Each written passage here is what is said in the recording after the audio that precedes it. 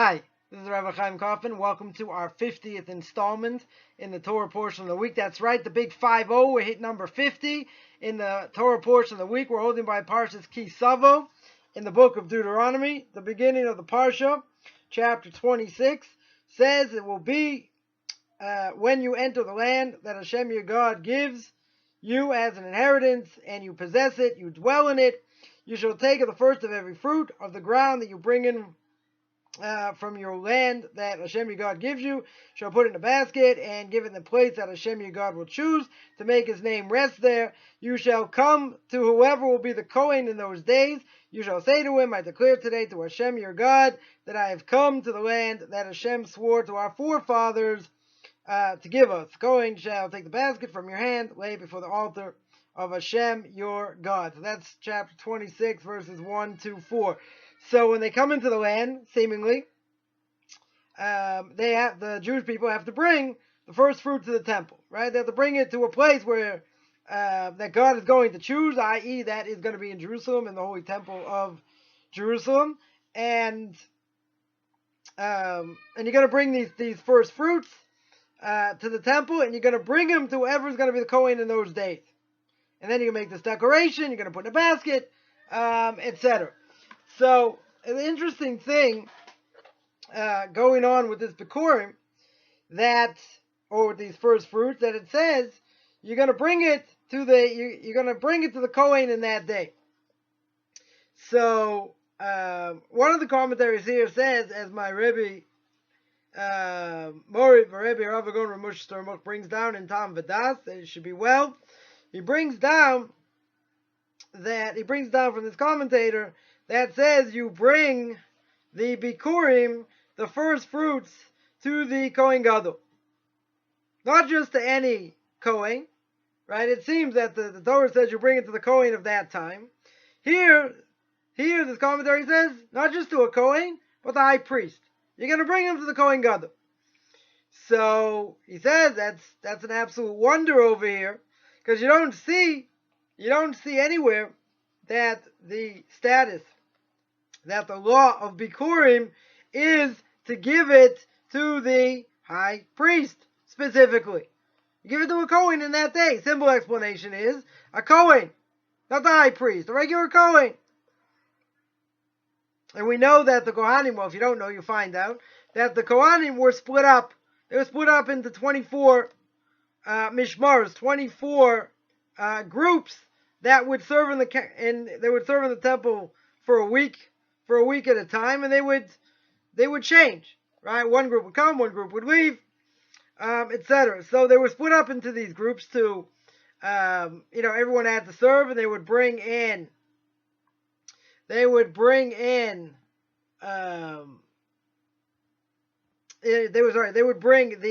the sacrifices, right? That was their job, that they would bring all these sacrifices. So therefore, it's a rough job, and they split up into 24 groups.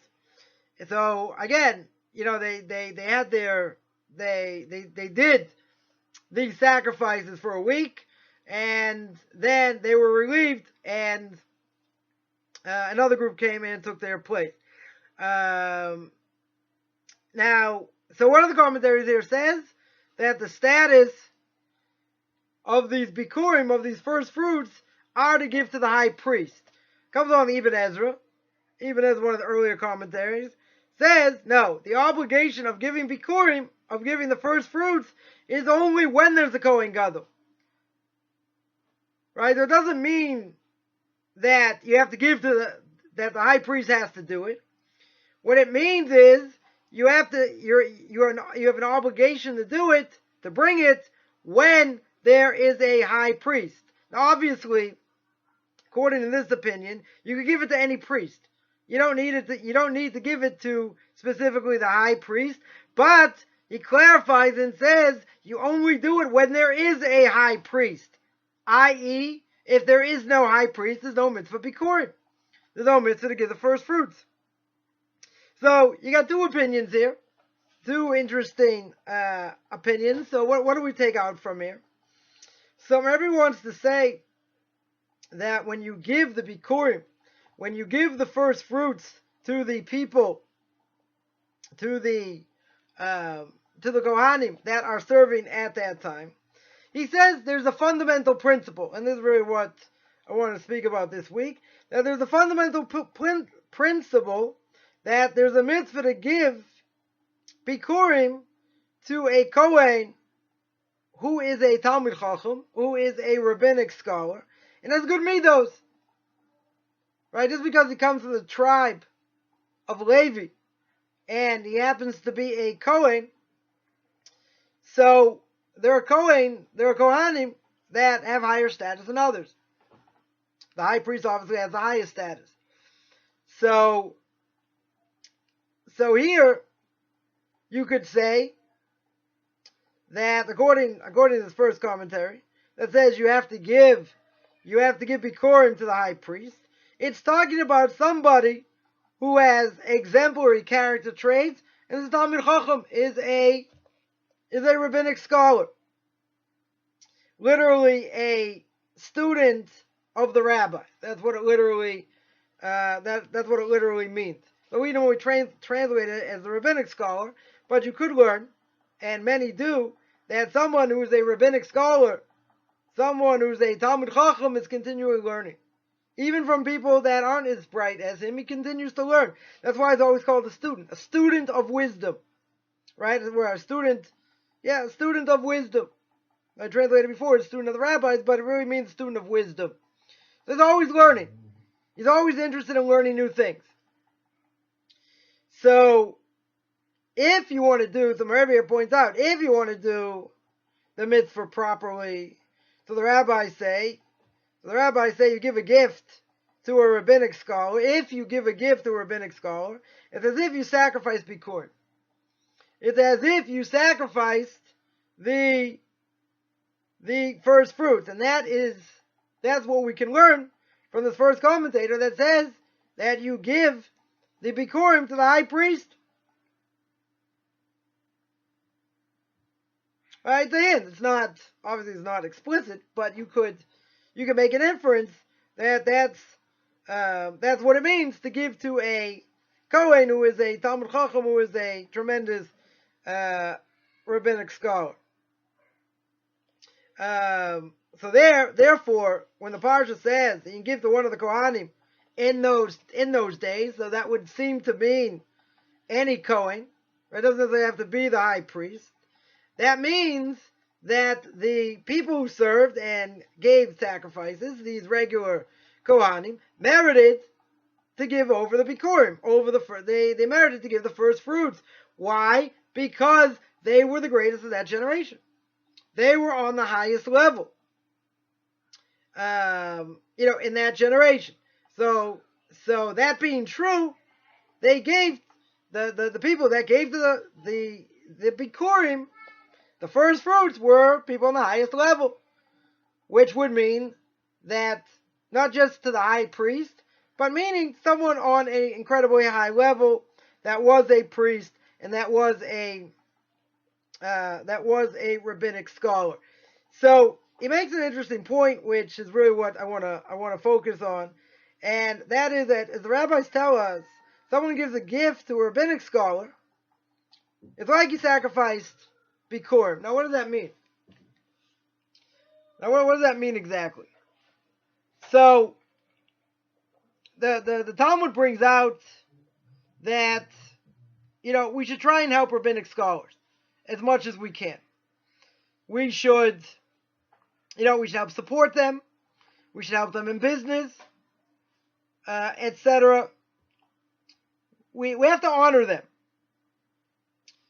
So the Talmud also says, how foolish are people that stand up for a Sefer Torah, right? They stand up for the Torah when it's brought out, but for a righteous person, for a rabbinic scholar, they don't.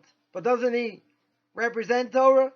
Doesn't he envelop what the Torah says? You also stand up for him, right? He deserves honor. Now, people make the mistake, and it's a tremendous mistake, but they make a mistake and think that when you give honor to rabbinic scholars, that what you're doing is you're worshiping them. Now, obviously, the Torah says many times, you're not allowed to bow down to idols. You're not allowed to make somebody into an idol. If you ever seen a major rabbinic scholar walk into a room, let's say he's about to address, a yeshiva or a group or whatever, when he walks into a room, it's like the parting of the Red Sea.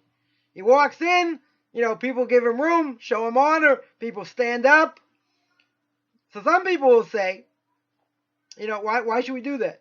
Why should we show him that much honor? He's human. Just like everybody else. He eats, he drinks, sleeps. Right? Like everybody else. Isn't that idolatry?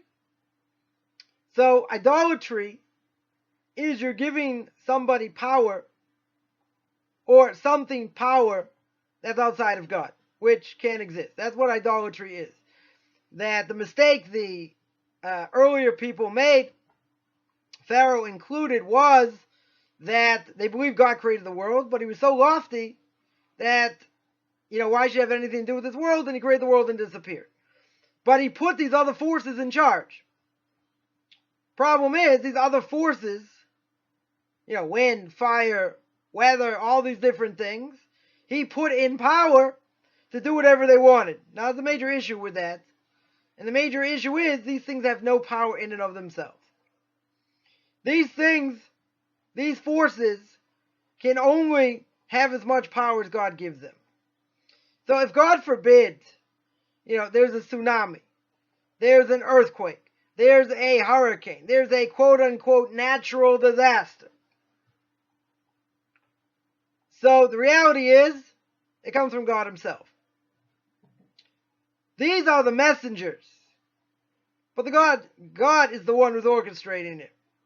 In other words, if, the ocean decided they wanted to make the tsunami and, destroy half of Southeast Asia, put Atlas back on the map, no pun intended, then what will happen is if God says yay, fine, the ocean can do it. If God says nay, the ocean can do whatever it wants. It can huff and puff, go up on its side, this, that. God's going to say back up. And it can't do anything. It will not have its own power. So if you put a person, on a higher pedestal that he has power, and you take God out of the picture, that's idolatry. Right? You're worshiping the person. That's idolatry, according to everybody. Now, what about over here? What about the fact that people seemingly worship this rabbinic scholar? And the answer is that that's not true. They may worship the knowledge that the person has. And they show the ultimate respect by standing up for them and by honoring them.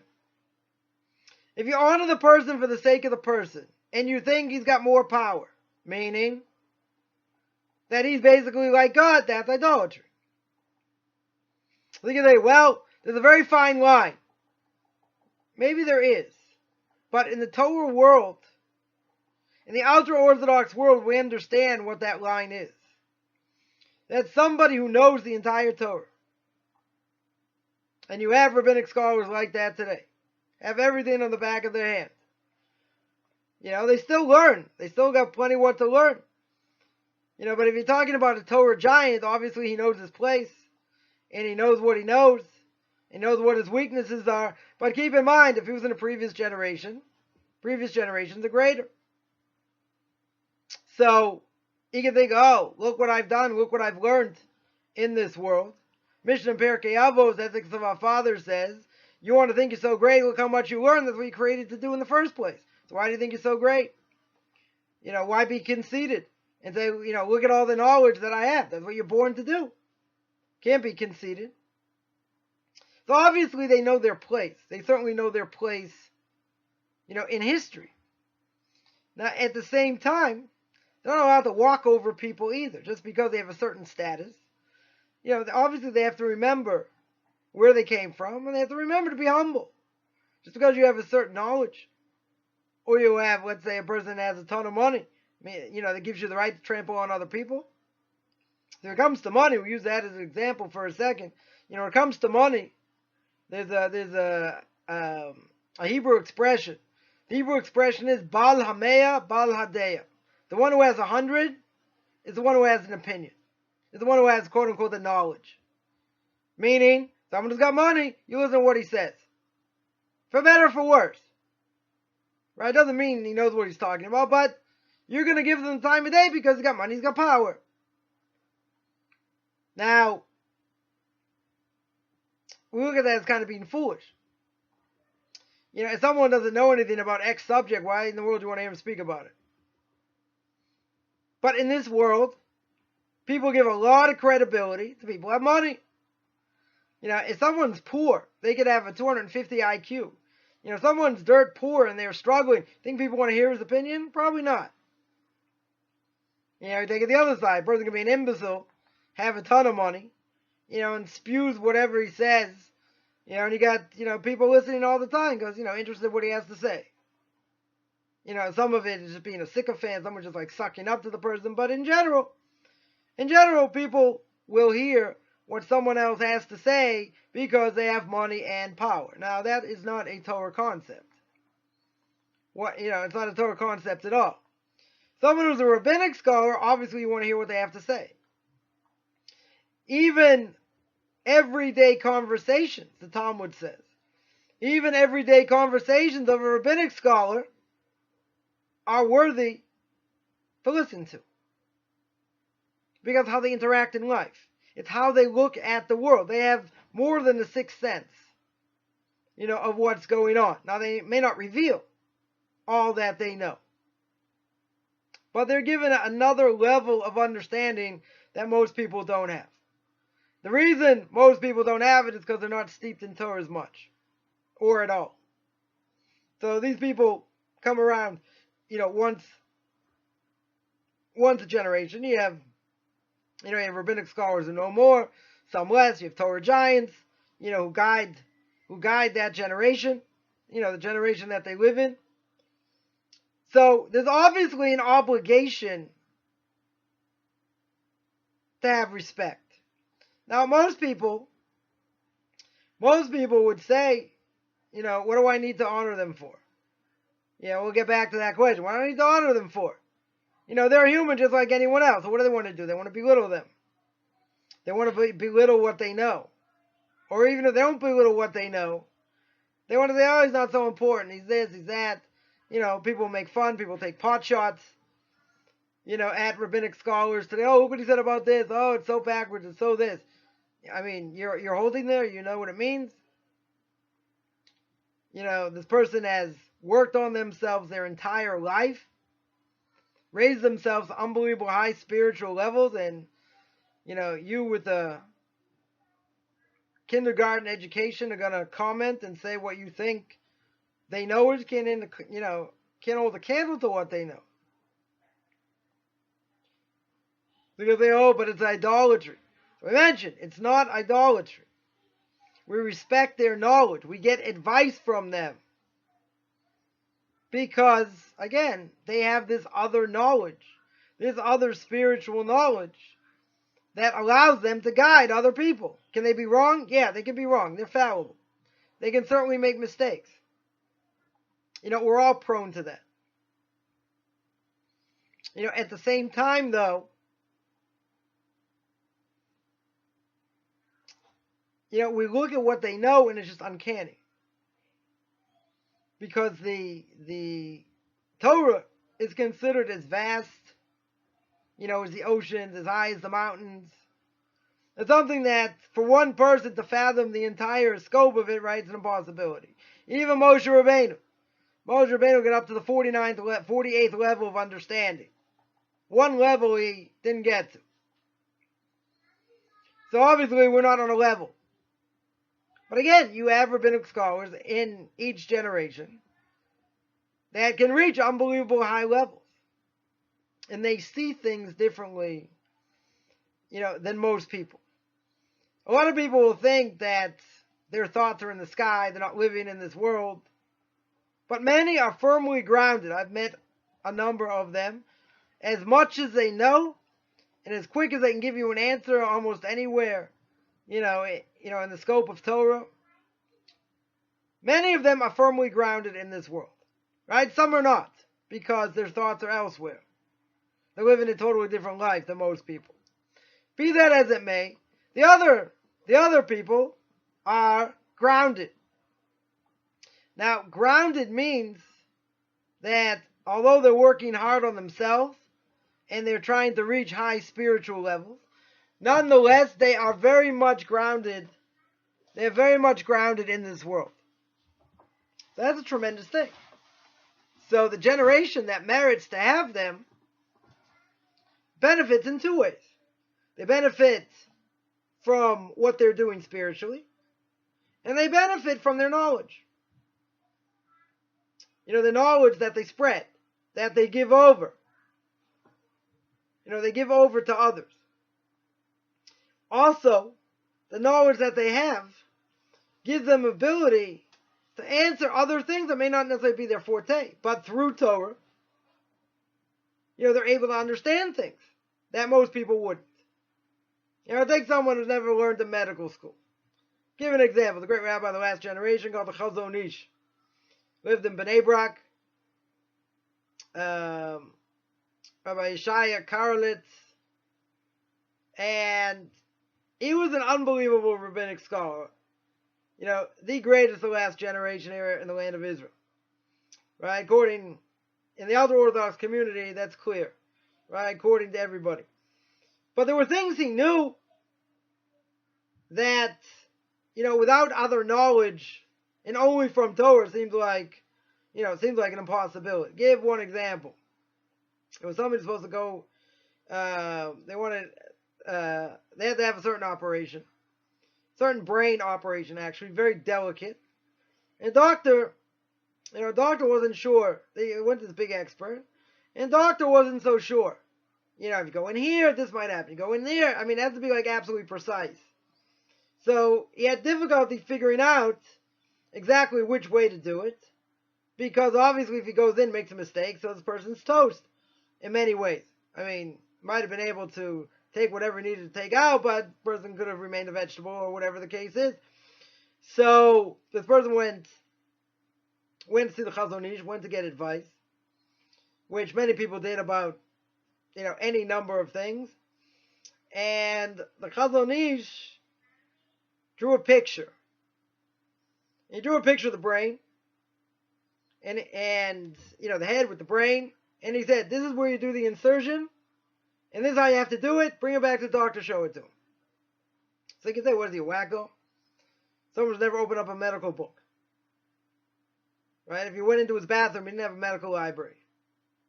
Not like he conferred with, all the doctors, all the top doctors of that, of that generation. So you could say what, this person is unbelievably conceited, never opened up a medical book, and he's going to tell an expert how to do the surgery. Right? How can you say such a thing? So the answer is, someone who's totally steeped in Torah, Torah gives answers to everything. So someone totally steeped in Torah, some people have a gift. And when it comes to something like this, he understood what was supposed to be done through all the Torah that he knew. Again, you could call it irresponsible. Right? A person on the outside would say, that's crazy, like going to a witch doctor. So what happened?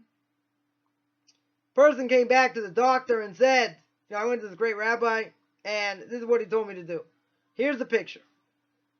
Here's the picture, this is where you should insert, this is what you should do. Doctor looks at it. Now, he could have said, what, this rabbi sitting in Bnei Brak, I'm a world expert. He's going to tell me where to do the surgery? You got to be crazy. He looks at the picture, looks at a second time, looks at a third time, and he says this person's an absolute genius.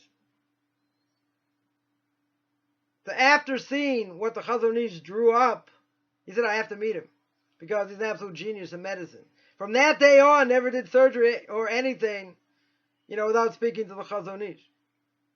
Because he realized somebody who's been learning his entire life, and has been, learning and learning and learning, he's got different knowledge than someone who's gone to medical school. Doesn't mean everyone's going to reach this level, don't get me wrong. But he had an uncanny knack, for medical things. And this doctor, surgeon, did the surgery to save the person's life based on what the Chazon Ish told him. There are other great people I've seen. Also, tremendous amount of Torah knowledge, but also, when it came to medical things, they were absolute experts without any secular medical books. So how do you explain that? You could say it's voodoo. Yeah, you could say that. You could say it's witchcraft. Yeah, you could say that also. You could say a lot of things which aren't true. What is true is that God helps great people and give them knowledge that they shouldn't have. And he helps them in situations. I have another story of somebody that I heard secondhand, but this person saw it firsthand. He told me the following story, that there was a certain case came in front of this Rav, and he gave over a certain thing to do, and this person there, couldn't believe what he was hearing, couldn't believe what he was seeing, for that matter, and he said that the only possible way that this rabbi had had this information was that he had to have some level of prophecy. It's a low level of prophecy called divine inspiration. Now, or what we call Ruach HaKodesh, as we'll say, it's called divine inspiration, for lack of a better word. So this rabbi was given certain information, and he was able to go through the case and do what he needed to do according to the information. So the person who was there said, "How do you know this?" It's like he pulled a rabbit out of a hat. Nothing on my sleeve. Presto! Oops, wrong hat. Anyway, how do you know? How in the world did he have this information?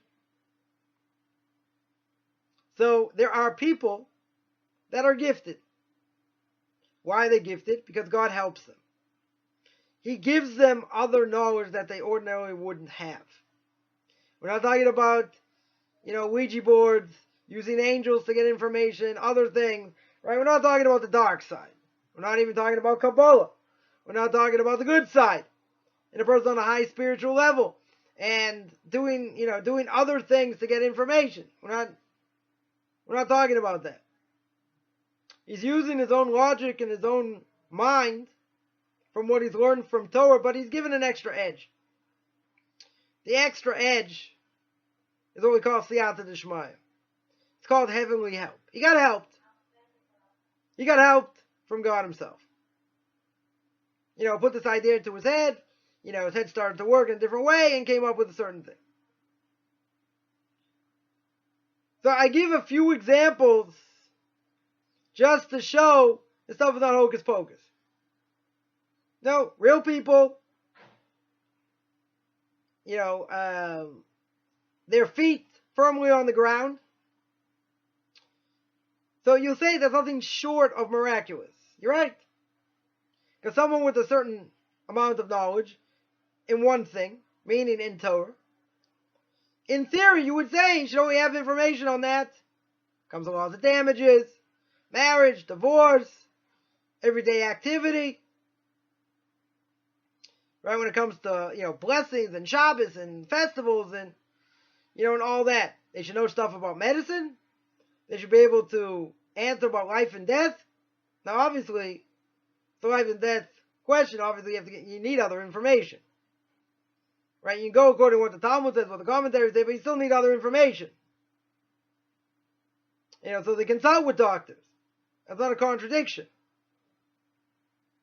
They hear different things, according to this, what'll happen, what'll happen, and then they're able to give over, what a person should do. They're not just going to say, "Oh, I have this other medical knowledge." They have other knowledge, true. But certainly something life and death, you have to be top rabbinic scholar for that.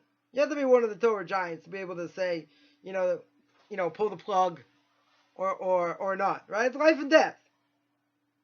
They have to know what life and death is and what it means. So there are parameters.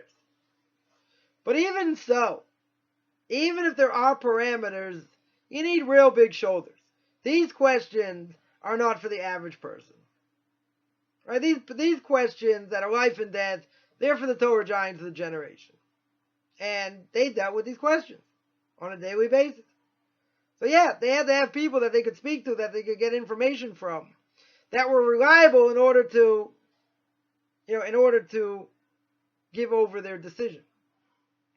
So you might say, well, that's, again, maybe that's irresponsible. What the rabbi bothering, what are we bothering a rabbi for? We got to go to a doctor. But a person went to a doctor and you go to a rabbi, the rabbi, the first thing he's going to say is what the doctors say. So not everyone has that ability. There are very few. There are very few that have that uncanny sense, of these type of things. Very few. Again, I've happened to seen it. So, I've seen by great rabbinical authorities, and I've never seen a scientific book in their house or in the bathroom. I mentioned to one of them once, I said, wow, you must have such an unbelievable secular education, or you got some great library in the bathroom. I said, well, so where is it? Where's that hidden library? I didn't find it. But if a person learns, there are many things that the Talmud brings out about what to do if a person's sick. Different sicknesses, different illnesses. Let's say, different potions. The Talmud says this works against this works against that. So you have certain knowledge, right? But it's based on what the Talmud says. Now, you could say, well, what happens if you try that? It doesn't work. So it could be that, it only worked at that time and the plants are less stronger than they used to be. Let's say there are different ways to get out of the problem if it doesn't work. It's fallible. So again, I'll give an example. I'll give one example. I had a friend of mine whose wife was about to give birth, and the baby was breech. So the special thing to do, there was a rabbi in the last generation would tell people, go to a certain spring, take out the water, give it to your wife. She takes it, spits it out, puts it back, whatever this is, and usually a short time after the baby turns. So a person came to this rabbi, says, listen, my wife's supposed to give birth, but the baby's breech, meaning that the head's up and not down, so it's dangerous. So he told the person what to do. He did it. It didn't work. Now, it's a known thing that, as the Talmud brings out, that's supposed to work. It didn't work. So, the person comes back, and the rabbi starts screaming at him, and he said, you must have done it wrong. There's no possible way. It says in the Talmud, it has to be true. Not that, the plant doesn't work today, it's different, it's this, that. This is something that's proven to work. So he said it can't be. You must have done something wrong. So, a person went back, did it again, and same thing, didn't work. So he comes back, this rabbi walks in the door, the rabbi starts screaming at him. He says, I told you, you didn't do it right, gave him explicit directions, this, that. Throws him out. Goes back again, does it, short time later, the baby turns, and a few days later, the wife gives birth to a healthy baby boy. So the father of this baby boy comes back to this rabbi and wants to offer him thanks, for helping him. And he walks in the door, and this rabbi tells him, he said, see, I told you, you didn't do it right. So he said to him that something that the Talmud brings down, he said, is absolutely true. I'm not going to go into this whole thing about oral law and oral tradition. I just want to point out that's for another time. But I just want to point out that, as this great rabbi said, it's an impossibility that this doesn't work. The Talmud says it works. If it doesn't work, that must be you did something wrong. It can't be the other way around. There's no possibility for the other way around. That the Talmud's wrong. So he pointed out a very important fundamental principle. And that fundamental principle is that, there's a reality. There's a spiritual reality. So if something's supposed to work, all things being equal, you did it right, it should work. If it doesn't work, then either there's something wrong with you or the way you did it. So there are other examples I could give, right? I don't want to, take all the time and speak about that. The thing I wanted to point out, from these stories is a very fundamental idea. That great rabbinic scholars know a heck of a lot more than they show. That's A.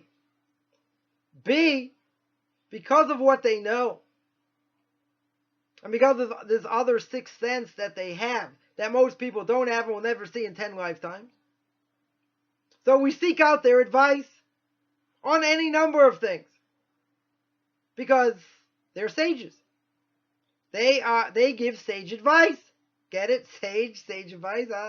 They give sage advice. And usually, they're on the mark. Doesn't mean they can't make mistakes. Don't get me wrong. Doesn't mean they can't make mistakes. But,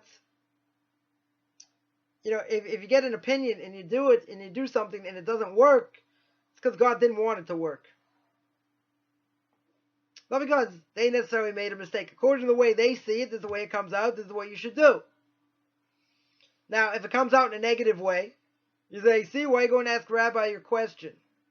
See, look, he made a mistake. So I'll give one example on that. During the time of the Holocaust, none of the Torah giants of that generation thought the Germans were going to do what they did until it was too late. Until it was too late to escape. Now, how could they have not seen the writing on the wall? They didn't see the writing on the wall because God did not want them to see it. He wanted this to happen. He did not want them, to forewarn people and tell them to get out of Europe because of what's going to happen. He wanted this disaster to happen, so therefore he took away knowledge from the Torah giants of that generation, didn't allow them to see what they needed to see until it was too late. He allowed them to see it, but it was already too late. So that means that their knowledge can be turned backwards if God wants to. Because he puts ideas in our heads also. So even with everything else going on, they didn't have the eyes to see. God only opened their eyes when it was too late. So you can have that also. That's not a contradiction. If they're supposed to give over information, God wants it out, he'll allow it to go out. If he doesn't want it to go out, other things are going to come about because of it. He won't allow it. He'll make sure it doesn't happen. So, as these people are, rabbinic scholars, and Torah giants, God can also hide himself from them. And they could give advice which they think is good advice, and, based on a lot of different things, and really, there's another factor they didn't know about, or, something was hidden from them, and that happened. Or they gave advice based on what they saw, and says, yeah, it's not a problem, and then later it became a problem because God didn't want them to see it. And therefore the person that they gave the advice to had to suffer. So there are other factors going on that can happen. Say, oh, you put it on such a high pedestal. Well, we have rabbinic scholars in every generation. We have rabbinical courts in every generation. The rabbinical court today, is similar to the rabbinical court of previous generation. Not as great, certainly, because people of previous generations are much greater. But they have the same status. Again, it doesn't matter if they have less power. It's irrelevant. But they have the same status of a rabbinical court, just like in a previous generation. So it sounds like, which I tried to push this away a few times, but it sounds like, well, these people aren't human. Undertaking these people like they can walk on water. Well, they can't. There are people that, tremendously steeped in Kabbalah can do great things. There are few individuals like that in this world. Yes.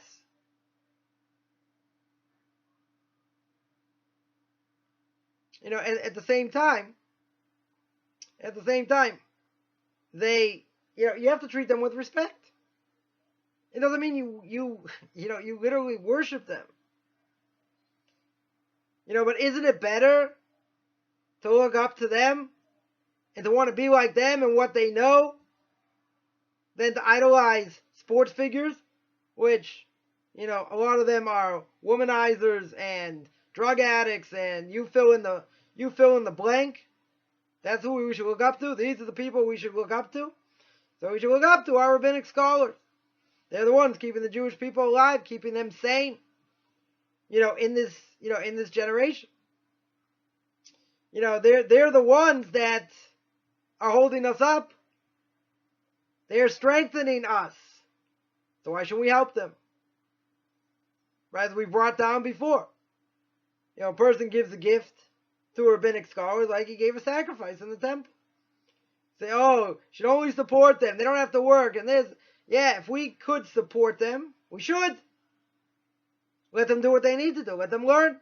Let them gain more knowledge, more insight. Let them give over more.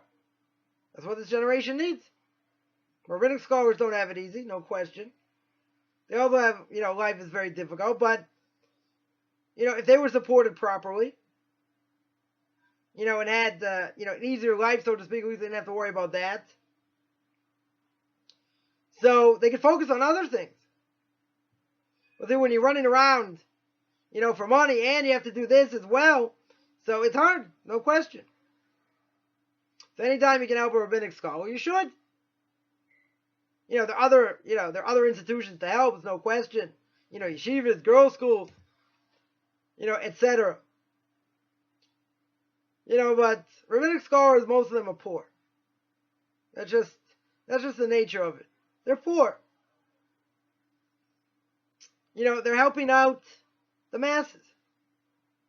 So they should be supported. They should be helped. It's not like they're sticking a hand out and say, well, I can't do anything else or whatever.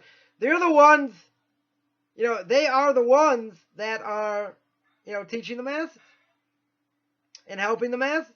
Just like the priests, that served in the temple, they got supported by the people because that was their job.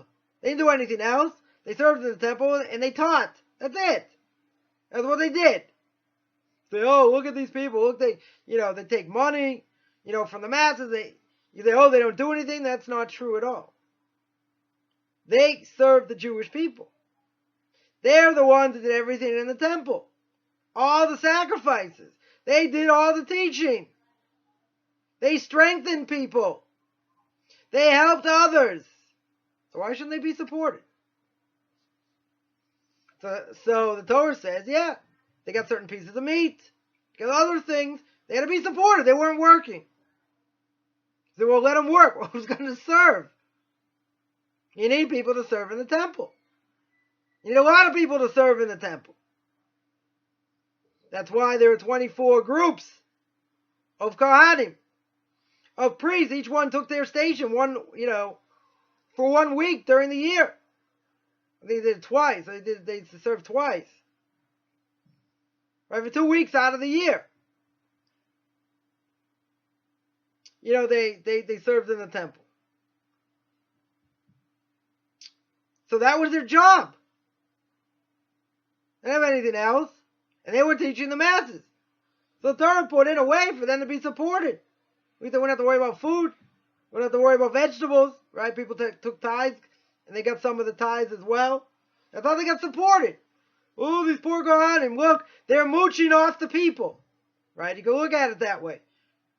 But that's what they're doing. They're serving the people. If they're serving the people, and they're answering their questions, they're giving these sacrifices, They're teaching all over the place. Why in the world shouldn't they be helped? No, it's better. Someone who's sitting learning Torah, which isn't really the topic, but someone sitting learning Torah, and he gets a stipend, a small stipend, say, oh, look, this person's a bloodsucker, doesn't do anything for society, right? That's what a heretic is, the Talmud says. Say, a heretic is someone who says, oh, what do we need these rabbis for? What do we need all these people sitting and learning? What do they do for the world? Well, they're upholding the world. But okay, everyone else says, oh, they're bloodsuckers.